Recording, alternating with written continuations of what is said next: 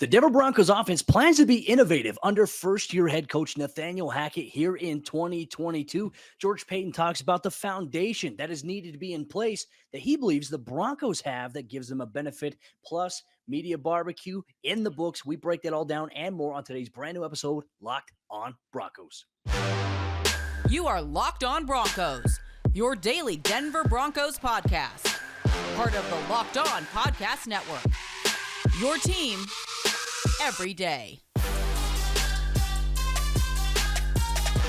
What's up, Broncos country? Welcome back into a brand new episode, Locked on Broncos, your daily Denver Broncos podcast here on the Locked on Podcast Network, your team every day. Thank you so much, Broncos country, for making Locked on Broncos your first listen of the day every single day on your favorite podcasting provider or here on YouTube. I'm your host, as always, Cody Roark, senior Broncos analyst at Mile High Sports, joined alongside by my co-host, Sayre Bedinger, site expert, predominantlyorange.com. Sayre, media barbecue every single year is always a hit amongst all the media members. There's a lot of people there. The Broncos treated us to some really, really good food, some good brisket, mac and cheese. Tell you what, it was a good time, my friend. But you know what? We got a lot out of the press conference as players like Courtland Sutton, Justin Simmons met with the media. Nathaniel Hackett and general manager George Paton discussed it as well. So let's start things off talking about what Nathaniel Hackett had to say. There were a lot of great tidbits about his press conference on Tuesday at the UCHealth Training Center. But one of the things that stood out to me was how he talked about how he plans, and he and his staff plan to be innovative with this Broncos offense under Russell Wilson. And he mentioned a lot of things that Pat Shurmur and those guys didn't do last year. And he specifically mentioned, we want to build this offense. We want to build the playbook around what players like KJ Hamler, Courtland Sutton, Tim Patrick, what they do really well. We want to build on that, add that to our playbook. That is exactly what I think a coach should do, an offensive-minded coach, and the Broncos seemingly have their guy. It's so refreshing, right? It's just refreshing to hear, if nothing else. I can't wait till we actually get a chance to see it, and we actually get a chance to see, like, man, these guys are being put into great positions. I'm already readying myself. I don't know about you, Cody, but I'm already getting ready for all the hot take tweets about the defense not looking so great at training camp, because I'm banking on the offense doing some good things during camp and actually showing that they can put the players in a great position to succeed. But you know what? It's really just all about what Nathaniel Hackett talked about before this question was brought up. Somebody asked him, you know, what's how do you balance the coach and friend type of thing?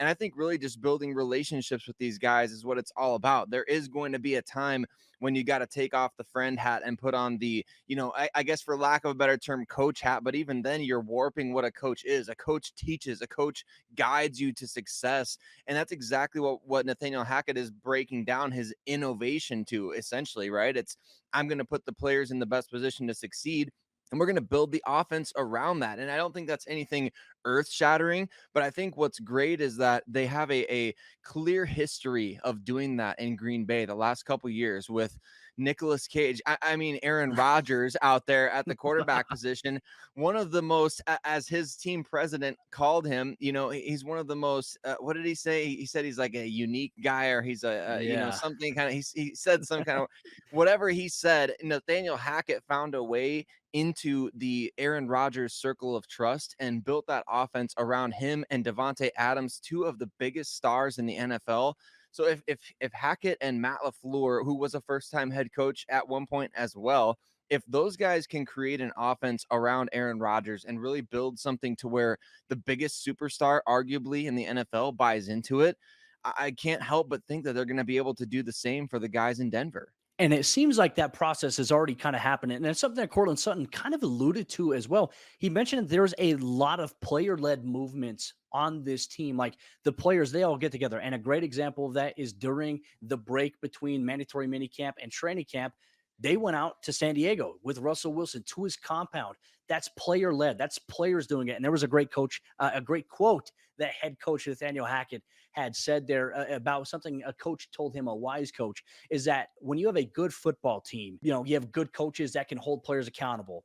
When you have a great football team, you have players that hold other players accountable. And he says that's exactly what the Broncos have right now, with guys leading like Russell Wilson. On the defensive side of the ball, you have Justin Simmons. I mean, it is a very tight-knit unit. Kareem Jackson being one of those guys. and they'll all hold each other accountable. So right now the Broncos have a very good foundation in place, but I just wanted to make note of what Cortland said about how he believes that player-led movements by this team has allowed them to get a good grasp on the offense, because beginning here on Wednesday, the first official practice for the Broncos in training camp, Nathaniel Hackett said they're going to throw a lot at these players. That's what the West Coast style of offense is. It's bombarding your players with a lot of information, but it's also trying to find a way to kind of meld that together. And that's something we're going to see here beginning to kick things off Wednesday, the first official training camp practice at the UCHealth Training Center. We'll have complete coverage here on the Locked On Broncos podcast. Sayre, Bedinger, and myself, as well as over at milehighsports.com and predominantlyorange.com as well. But Broncos country coming up here in just a moment. The Broncos have placed a couple of players and a surprise player on the PUP list, physically unable to perform. Who are those players? What are their timelines? What does it mean for the Broncos in training camp? We get to that coming up here in just a moment. But before we do that, let me tell you about our friends over there at Dave. Hindsight is 2020, and you can't change the past, but what if you could get a little help from your future self? Maybe you'd ask to borrow a little cash. Well, now you can with Dave. Dave is the banking app that can help you get up to $500 instantly with extra cash. That's more money to fill your tank, buy a wedding gift, or catch up on bills. And you can finally tackle those expenses that have been stressing you out without any hiccups. There's no interest and no credit check needed. Millions of people have already downloaded the Dave app to get the financial relief that they need with extra cash. So if you're in a pinch and you need some extra help, download Dave and think of it as a helping hand from future you. Download the Dave app from the App Store right now. That's DAVE, and sign up for an extra cash account and get up to $500 instantly. For terms and conditions, go to dave.com/legal. Instant transfer fees apply. Banking provided by Evolve, member FDIC. Future you will thank you. The Denver Broncos open up training camp here on Wednesday at the UCHealth Training Center with 3 key players listed on the physically unable to perform list. What type of impact might that have on this Broncos team? Once again, Broncos country, thank you so much for tuning in to Locked On Broncos, making us your first listen of the day on your favorite audio podcast and platform, or here on YouTube. Make sure you stay tuned with us all throughout the season, because every single day, all year long, Sayre, Bedinger, myself, we have you covered with all the Denver Broncos news, content, coverage that you need in one place. Like, subscribe, and hit that notification button so you never miss out on the action. Not some good news, I think, coming out of the media barbecue one day ahead of Broncos training camp, is the team finally placed a couple of players on the PUP list, which, for those of you who don't know, that is the physically unable to perform list, which a lot of this designation comes from the team's medical personnel. Now, there's guys that they're evaluating. They have certain timelines they want to see. They have certain goals that they want to see players achieve before ramping things up here. And first off, I mean, the first 2 players here, Sarah, kind of not a surprise. We kind of had this in the works. It was on the tea leaves a little bit. Randy Gregory being one of them after arthroscopic shoulder surgery this offseason, and Billy Turner, who underwent a knee scope as well this offseason. These are 2 impact players. And then there was a surprise guy at wide receiver. Yeah, KJ Hamler going on the PUP list as well, which I think, like, based on everything that we had seen and heard from him over the course of the offseason, maybe felt like the Broncos would be a little bit cautious with him to start training camp. But I don't think anybody really saw the PUP coming for him based on the fact we'd seen him on the field. We've seen him at Russell Wilson's workouts. We've seen all these different videos of him over the course of the offseason looking like he's getting back to full speed, which is great. But you know what? I like this decision, honestly. And for all 3 players, especially to me, Randy Gregory and KJ Hamler. A little different situation with Billy Turner. I really would like to see him out there as soon as possible, obviously health permitting, because there is going to be competition for the starting 5 on that offensive line. So getting out there at practice is going to be huge.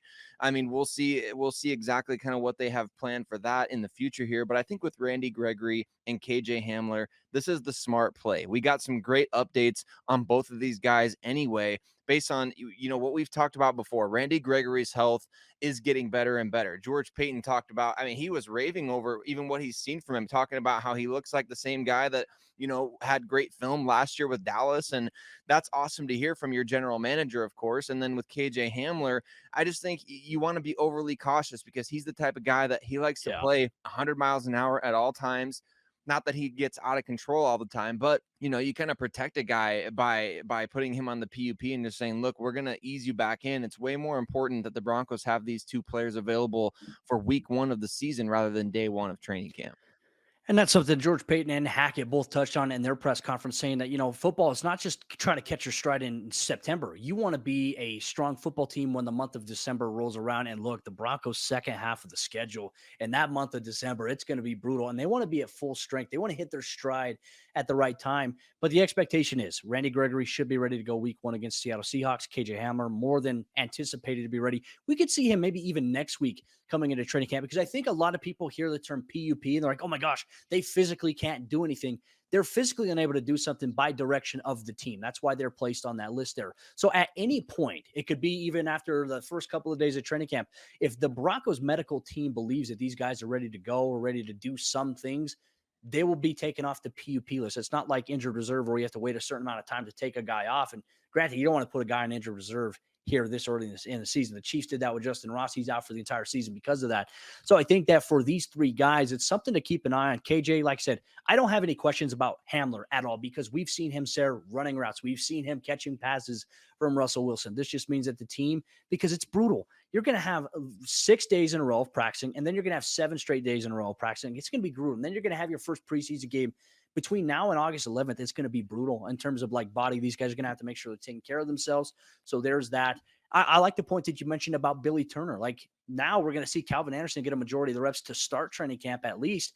Does that benefit the Broncos more? And then is Billy Turner maybe viewed as that left guard candidate? I mean, Sayre, the domino effect of Billy Turner not being on the practice field day 1, I think is very interesting to follow. It's something we'll keep track on here throughout Broncos training camp here on the Locked On Broncos podcast. But for you, there's also the undrafted rookie free agent I know you're very high on, Christopher Allen. We were told by George Paton yesterday that he was going to be placed on the NFI list, the non-football injury list. No idea why, but it happened. Yeah, so what that's going to be is the injury that he suffered last year at Alabama. He's still recovering from that injury, and the reason that teams are able to put guys on the NFI like that, rookies that are coming in, is because the injury happened at the college level. So it's not that it was a non-football injury in the same way as, Jawan James injured himself working out away from the team facility a year ago. It's a different case entirely. And guys that come in from the college ranks, they get put on the NFI list quite a bit just because they are, they're recovering from injuries that they suffered completely out of, Denver or whatever their NFL city is. So, and that's kind of a bummer, right? But I think at the same time, the reports on Christopher Allen are also positive in terms of him getting back onto the field relatively soon. He did suffer a pretty serious injury there last year, was limited to just that one game where he had the sack, the forced fumble, and just kind of showed that glimpse of what he could be or what he could do in his final season at Alabama. But he's just another one in a deep group off the edge there, right? And these guys being injured or being in the recovery process, to me, it's not a bad thing at this point in time. Like, yes, we want to see Christopher Allen out there. We want to see what he can do. We want to see Randy Gregory out there working with that top defense. We want to see what he can do against the top O-line. But at the same time, it gives you opportunities to evaluate other players as well. Baron Browning, Nick Bonito, those guys need reps as well. Baron Browning, I mean, he's not brand new to the position, but he's certainly brand new in the NFL to playing off the edge. So getting him as many reps as possible early in training camp, again, like you mentioned, Cody, late in the season in November and December, and hopefully January and February, those reps are gonna pay huge dividends. And the same is true for Nick Bonito. The Broncos obviously plan on big things from him. George Paton said he was getting hard to block at the end of OTAs, and I think that's only gonna get harder and harder as training camp presses on. We see these rookies all the time hitting the proverbial rookie wall. And Nick Bonito is not going to be immune to that if he doesn't get these training camp reps. He's got to be out there getting as many reps as he possibly can to get into that, what they say, football shape, right? So, and if Randy Gregory does miss any time, which right now that's not anticipated, you've now got these other bullets in the chamber to be able to bring at teams in waves. You can still come in waves. If you have to start the season with Bradley Chubb, Malik Reed, Baron Browning, Nick Bonito, you can do that and still bring multiple different waves of pressure off the edge.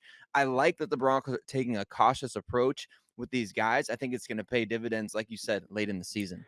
Well, even George Paton and Nathaniel Hackett had a lot to say about Bradley Chubb because they were asked about Chubb and they're talking about contracts. And George Paton was specific when it comes to Russell Wilson's contract talks. Bradley Chubb's, they're keeping that in house. They're not going to let anything leak out. So once again, George Paton, loose lips, sink ships. He's not buying into that. He's believing in keeping things internally to only a few people. So we'll see what kind of plays out with that. But even then, Nathaniel Hackett said that Bradley Chubb was almost impossible to block. Like he made their life more difficult in organized team activities and mandatory minicamp, which, as we said, we believe it. Fully healthy Bradley Chubb is a great thing here for this Broncos football team. More reps, more opportunity, and a chance to get an extension is on the table here for Chubb in 2022. Well, Broncos country coming up here in just a moment. We're going to get to the conversation about the Broncos Foundation. Some interesting comments from general manager George Paton that maybe could have taken Russell Wilson off the table as a possibility in Denver. What did he mean by that? And what do the Broncos have in place? We dive into that coming up in just a moment. But before we do that, let me tell you about our friends over there, betonline.net. Betonline.net is the fastest and easiest way to check in on all your betting needs. You can find all your favorite sports and events at the #1 online source for odds, lines, and games. You can find reviews and news of every single league, including Major League Baseball, NFL, NBA, NHL, combat sports, esports, and even golf. BetOnline continues to be the top online resource for all your sports wagering information, from live in-game betting, esports, scores, and more. They have you covered all in one place. So head to BetOnline today or use your mobile device to learn more about the trends and the action. BetOnline, where the game starts. Heading into the season, Denver Broncos general manager George Paton really wanted to be sure that the Broncos had a foundation in place before making an aggressive pursuit of Russell Wilson. How did it all pay off? Thank you once again, Broncos country, for tuning in to today's episode of Lockdown Broncos. Make sure you turn your dial here for all your training camp news and information to stay up to date on everything happening in Dove Valley from an objective point of view. Sayre, I was really kind of impressed with what George Paton had said, just kind of the thought process behind the Russell Wilson trade and maybe his belief and his philosophy as an executive for this Broncos team. I mean, he said that there were maybe he didn't feel the team didn't have a foundation in place, they probably wouldn't have made an aggressive pursuit of Russell Wilson.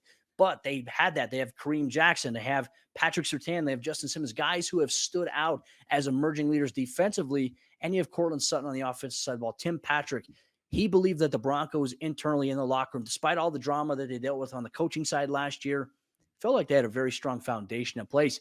I mean, we're talking about a couple of what ifs away from the Broncos not maybe even having a franchise quarterback coming into training camp. Luckily, that's not the case. Right. And it really gives kind of a cart before the horse type of perspective on team building and roster building. And the fact that this debate goes all the way back to selecting Pat Surtain over Justin Fields. And maybe George Paton's comments here can shed some light on why he didn't draft Justin Fields. It's possible maybe he really did like him, but you don't take necessarily a young quarterback, especially a young quarterback, and bring him to a roster that you feel is still in the process of being built and has a lot of question marks. A year ago, or over a year ago at this point, the Broncos did have a lot of questions, like who was going to be the wide receivers of the future with the team. Cortland Sutton and Tim Patrick were not under contract at that point beyond last season. So it certainly gives some insight into maybe why he made the selections that he did, feeling like, okay, I need to establish a much better foundation with this team, really getting locked in these players that I've said, as in me, I'm George Paton. I've said these players are core players. I've said they're foundational players. I've said that they are going to be part of the team long term, but it's getting those contracts done. It's making sure that you have that infrastructure in place for a quarterback to come in and excel and truly excel. And I think that's what he said when he was talking about the Russell Wilson trade. And frankly, he's right.